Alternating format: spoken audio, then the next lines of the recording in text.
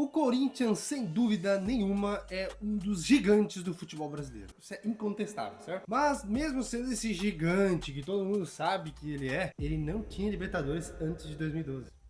Cara, isso pesa. Porém, todo mundo sabe que isso mudou em 2012, porque esse ano foi um dos melhores anos da história do Timão. E é exatamente esse ano de 2012 que a gente vai relembrar nessa saga da primeira Libertadores do Corinthians de 2012. Essa Libertadores histórica que veio acompanhada com a cereja no bolo, que foi o Mundial de Clubes. Mas a gente não vai falar do Mundial, tá? Não! Só se vocês quiserem. Aqui o que vocês pedirem, tá? Quanto mais comentário, mais a chance de a gente fazer. Se pedirem muito o título do Inter, vai ser um pouco mais difícil. Não vai ter. Porque aqui é profissional. Não, vai ter que ter um. Vai ter que ter. Volta o cão arrependido. Mas já que essa história é tão grandiosa, esse ano é tão foda, esse título é tão foda, a gente vai ter que dividir essa saga em 3 partes, começando com as classificatórias, depois um vídeo sobre os mata-matas, das oitavas de finais até as semifinais, e depois um vídeo especialíssimo da final. E todo título precisa de o quê? Não sei. De uma base forte, de um começo forte. E nesse vídeo a gente vai relembrar com você toda essa base, todo esse começo de jornada até a glória eterna. Eu sou o Nicolas Guerreiro Matador e eu sou Nathan Shake. Tava com cabelo. Não muito. E esse é o canal Gêmeos da Bola.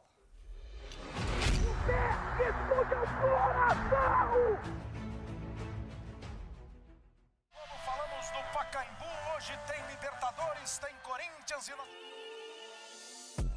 O Corinthians ele foi sorteado para o grupo 6, junto com Deportivo Táchira, com Cruz Azul do México e também o Nacional, mas não o Nacional do Uruguai, era do Paraguai. E como todo mundo sabe, a Libertadores tem aquela data especial, aquela quarta-feira de noite. E foi numa quarta-feira de noite, dia 15 de fevereiro, que começou essa trajetória do Timão fora de casa. Foi enfrentar o Deportivo Táchira e esse jogo aconteceu no estádio Pueblo Novo. E já no início dessa Libertadores, no primeiro jogo, o comandante do Timão era ele, Tite, o maestro, mas nessa época ele não era tão conceituado assim. Ele se conceituou no Corinthians nesse ano que foi espetacular. E ele montou o seu elenco com o Júlio César. Você lembra do Júlio César? Era titular no time do Corinthians. Na lateral direita tinha o Alessandro e na lateral esquerda tinha o lendário lateral do Corinthians, Fábio Santos. A zaga do Corinthians era formada por Léo Castan e também o Chicão. A volância do Corinthians já mostrava a qualidade desse time, já mostrava que o time era bom, porque era simplesmente Paulinho e Ralf juntos. Cara, comparado com Vidia Sante e Coediar hoje no Grêmio. Gente, pelo amor de Deus. Na meia, armando as jogadas, estava o Danilo, que era um cara assim, mais contido, mais sério, na dele, é um cara experiente. Nas pontas, tá, tinha o Emerson Sheik e o William Bigode, que jogou pelo Palmeiras e foi campeão da Libertadores pelo Palmeiras depois. Mas nessa época ele não tinha bigode ainda. Ah, bom, então assim sim. Ele era o William sem bigode. Que piada boa! E comandando o ataque do Corinthians, simplesmente estava lá Liedson. O jogo acabou sendo tenso demais pro Corinthians, mais do que todo mundo esperava, porque o favoritismo estava todo pro lado do Corinthians e isso talvez pesou ali na perna dos jogadores durante a partida e acabou se complicando num jogo que seria fácil praticamente. E essa pressão toda acabou ficando muito clara aos 20 minutos do primeiro tempo, quando o Deportivo acabou fazendo o seu primeiro gol. Com uma atrapalhada do Chicão, que na hora dele tentar tirar a bola da área com um chutão, ele chutou, ela bateu no Herrera e encobriu o Júlio César. Pelo amor de Deus, que cagada. Sem querer. Mas quase que o estrago foi maior, porque no segundo tempo o Deportivo marcou mais um gol, mas estava anulado por impedimento, graças aos deuses do futebol. Graças aos deuses do futebol que não tinha inventado o VAR ainda. Porque não tá? Não tava não. Se tivesse VAR, era gol. Cara, mas eu vou falar um negocinho, tá? É polêmico. O Corinthians com o VAR também não prejudica muito eles não, né? A gente sabe porque a gente perdeu o título brasileiro por causa de um lance que seria pênalti, que chegaria 2 pontos para nós e nós ganharíamos o título brasileiro com o Soares em campo. O William Roldan, que era o árbitro dessa partida, junto com o Bandeirinha, tiveram que ser escoltados para fora do campo e depois para fora do estádio. Queriam, ó, Surrar eles, cara. é que o povo que tá na arquibancada, ele olha o lance depois. Então eles viram que não tava perdendo nada. Mas nem tudo estava perdido. Justamente por causa desse gol ali, o Corinthians aproveitou, se reergueu e, como por um milagre, ele conseguiu o empate no último, praticamente no último lance do jogo, em uma cobrança de falta. E não foi do ataque que saiu o gol, mas sim do meio-campo. Foi o Danilo que meteu a testa na bola e empatou o jogo no último minuto.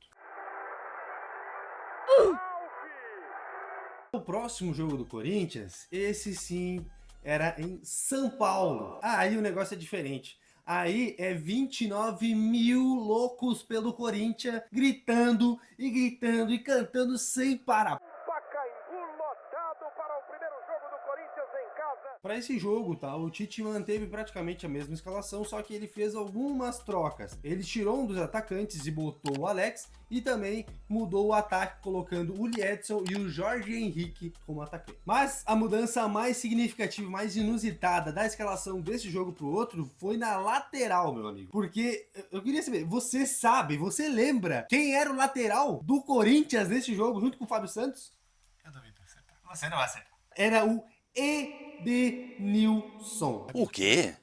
O Corinthians parecia nesse jogo que estava jogando a final, Da Champions League. porque eles tinham empatado o último jogo sem uma atuação muito convincente e ainda estavam estreando em casa, então tinha que ganhar. E essa pressão toda resultou num time que exagerava em algumas ações e cometia muitos erros bobos. Essa situação de pressão e erros bobos que o Corinthians estava sofrendo só mudou quando o Danilo conseguiu abrir o placar num rebote do Dom, mostrando toda a sua frieza aos 38 minutos para abrir o placar e para tranquilizar as coisas lá no Pacaembu.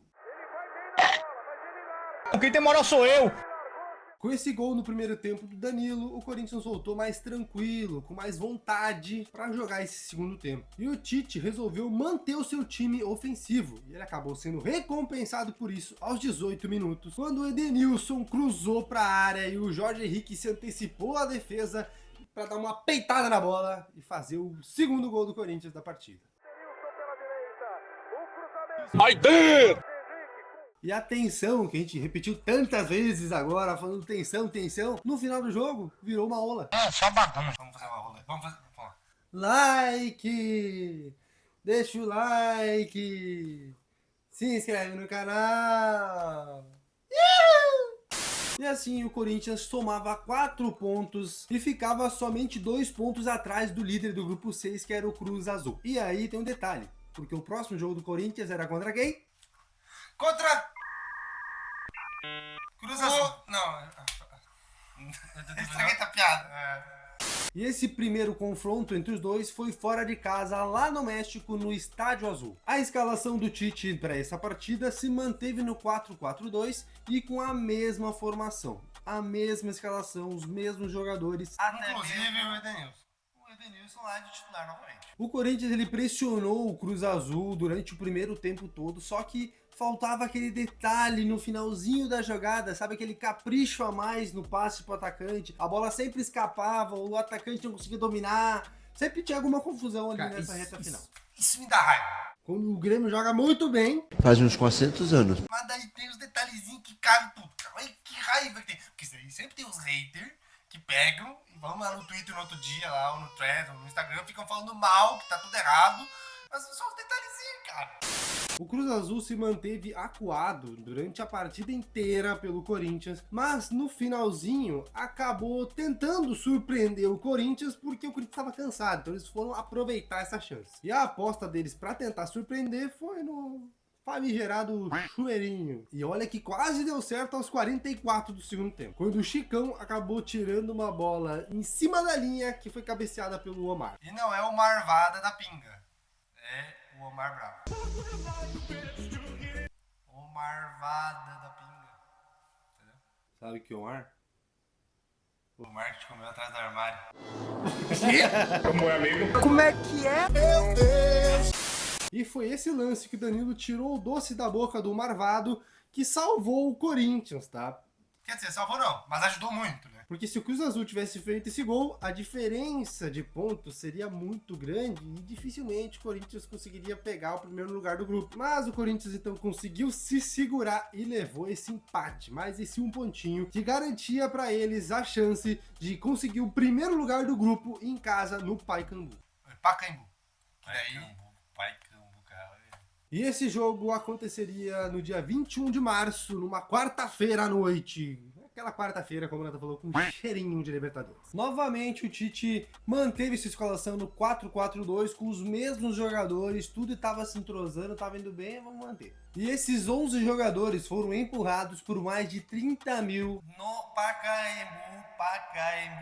Cara chato. empurrando o Corinthians. E no campo, os jogadores corresponderam a toda a motivação vinda do Pacaembu, porque eles entraram em campo com muita garra, muita ofensividade na marcação. Eles estavam marcando lá em cima, pressionando toda hora o Cruz Azul, querendo a liderança. Porém, uma coisa estava muito, mas muito clara nesse time do Corinthians, que era o ataque não faz gol. Porque até agora a gente só viu um gol feito por atacante do Corinthians, e que foi o Jorge Henrique. O Liedson, que era para ser o 9 do timão, ainda não tinha marcado nenhum gol. E nesse jogo aqui, já vou dar spoiler, tá? Os atacantes não marcaram gol nenhum. Já que o ataque não estava rendendo, mais uma vez o meio-campo teve que agir e salvar o Corinthians. E mais uma vez também, o Danilo teve que salvar, porque esse cara tá em todas as jogadas do Corinthians. Pelo amor de Deus, o cara tem que ser um atacante da seleção brasileira. E mais uma vez foi um gol de cabeça, num cruzamento de uma falta cobrada pelo Alex. Segura essa aí, rapariga. E a Fiel também comemorou muito esse gol, porque estava muito claro o intuito do Cruz Azul nesse jogo. Eles estavam ali para catimbar e para segurar o empate fora de casa. Era um mexicano, mas tava jogando que nem argentino, só na catimba. No segundo tempo, o Corinthians manteve a pressão no Cruz Azul e quem sofreu foi o goleiro José Corona. Esse cara trabalhou. Eu sou trabalhador. Mas no final do jogo, quem sofreu a pressão, quem prendeu a respiração foi a torcida do Corinthians, porque o Villa chutou com muito perigo, tanto que pegou na trave. O Cruz Azul até tentou colocar o goleiro na área ali no escanteio para tentar fazer um gol assim, surpresa, mas acabou que não deu certo. Com essa vitória, o Corinthians conseguia a tão desejada liderança do Grupo 6 e com isso, o Corinthians foi para a Ciudad del Este para enfrentar o Nacional do Paraguai. Mas o Timão não foi sozinho, meu, porque a maioria da torcida do estádio era corintiana.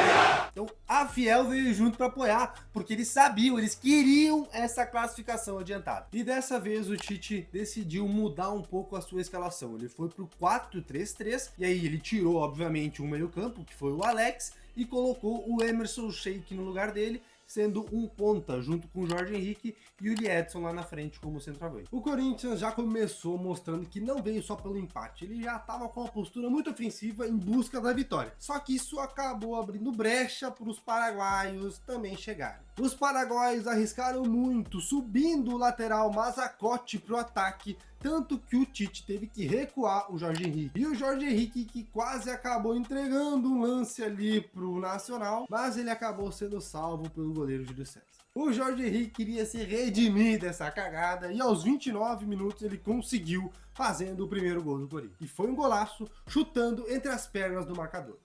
Toma aí o Costimula.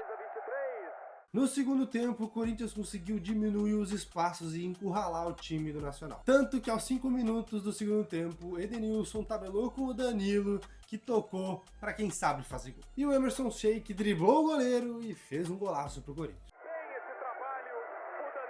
Gente, esse goleiro. O Nacional foi pra cima do Corinthians com tudo e, como diz o ditado, água mole em pedra dura, tanto bate até que fura. E foi desse jeito que o Nacional fez o seu primeiro gol numa bicicleta do Peralta. Rede do Corinthians, Peralta, camisa 17. Eita lapada do satanás. Mas logo no minuto seguinte, o Elton acabou com a farra dos paraguaios. Chega! e fez o gol livre depois de uma jogada lá, ele só precisou empurrar para dentro do gol. Mas essa é muito fácil mesmo. Assim, com essa vitória, o Corinthians se classificava para a mata-mata, le mate-mate da Libertadores. Tentei meter um espanhol aqui, saiu. Tentou mesmo, saiu um italiano junto com um tchecoslovaco. Assim, o Timão se classificava com essa vitória e aí ele ia jogar em casa contra o já eliminado Deportivo Táchira por apenas um empate para ser o líder do grupo. Ou melhor dizendo, não, desculpa, eu errei, informação errada. Sempre rola uma fake news por aí. Ele precisava de um empate para ser o segundo colocado geral, que tinha as vantagens lá de jogar dentro de casa. Essas paradas aí. O Corinthians aproveitou todas essas vantagens que ele tinha dentro de casa, contra o Deportivo Táchira, que já estava eliminado, para assim, ó, aplicar uma goleada assim de perder as contas. Ou seja, o Tite virou o Willy Wonka e os jogadores os Lumpa-Lumpas. Porque foi um chocolate. E essa foi a maior goleada dessa edição da Libertadores. E uma das curiosidades dessa goleada é que nenhum dos jogadores que marcou gol marcou mais que um gol. Ou seja, mostrando que o time se ajudava, que não tinha...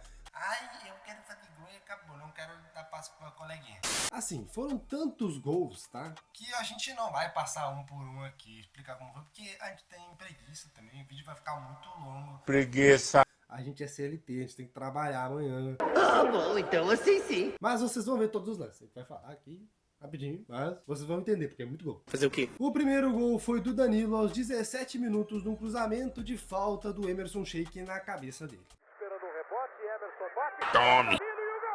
O Paulinho marcou o segundo gol aos 26 minutos com uma tabela linda, maravilhosa que ele fez com o Lietz. Pensa numa jogadaça, toque, toque, toque, toque, gol. Ajudando a marcação. Toca pro pai que é gameplay. Uma belíssima. O Jorge Henrique fez o seu aos 17 minutos do segundo tempo com um passe do Paulinho e ele chutou cruzado no canto contrário do goleiro e não teve chance para ele. O trabalho é fazer gol. O quarto gol foi feito aos 24 minutos do segundo tempo pelo Emerson Sheik, num cruzamento do Jorge Henrique, que foi desviado pelo Paulinho e sobrou pro Emerson Sheik fazer o golaço. Super bem trabalhado, um cruzamento. Ela foi desviada pelo zagueiro, mas não pega na bola. E o quinto gol foi especial, porque foi feito pelo Lietson, que não tinha marcado nenhum gol na Libertadores. E aí escolheu o último jogo da Libertadores ali, contra o time mais fraquinho, não valia porra nenhuma esse jogo, praticamente, assim, questão de classificação, né? O pior de tudo é que foi de pênalti, Mas não foi de pênalti. porque ele errou o pênalti, e aí no rebote ele ainda fez o gol. Não tá querendo entrar. Não, tá, a zica tava forte. E assim, não queria entrar é pouco, porque depois ele recebeu uma bola livre, tá? Mas livre, pensa numa chance, e aí ele foi lá e chutou, e ela bateu no travessão. Quase que começa. Posição é legal, posição é legal. É máfia! Mas, no rebote desse mesmo lance, Ele sofreu o pênalti, só que daí não foi ele que bateu. e aí quem foi pra batida foi o Doga 10, que bateu com maestria e fez o gol. Mostrou pro Lietson como batia pênalti. Partiu. Faz esse gol, pelo amor de Deus. Bola, bateu pro gol. Então, com essa goleada por 6-0 em cima do Deportivo Táchira, não tinha jeito, o Corinthians se classificou como o segundo melhor time, segunda melhor campanha da fase de grupos da Libertadores de 2012. E com essa classificação mais que excelente, o Corinthians ia super embalado para a fase mata-mata, que é o negócio começa a ferver. O interessante mesmo é a diferença entre a fase de grupos e o mata-mata. Principalmente nessa história aqui, nesse campeonato de 2012, teve muita coisa que aconteceu de diferente na Libertadores, no time do Corinthians. Então assim, se você quer saber, quer descobrir o que mudou, quais foram essas diferenças, curiosidades, semana que vem sai a parte 2 desse vídeo falando sobre os mata-matas. E vai ter duelo grande, tá? NJ10 no meio disso aí. Peraí, família! Mas assim, a melhor dica pra você não perder esse vídeo é se inscrever no canal, ativar o sininho, dar like nesse vídeo, que o YouTube vai entender que você curtiu esse vídeo, vai espalhar pra mais pessoas para mais, até pros palmeirenses. Calma aí, paizão. E outra coisa que a gente pede é para você comentar aqui próximas sagas que a gente possa fazer. Pode ser de rebaixamento, pode ser de título mundial, pode ser de Campeonato Brasileiro, pode ser de Copa do Brasil, pode ser até de Champions League, a gente pode fazer também. E é isso aí, galera. Valeu e até a próxima.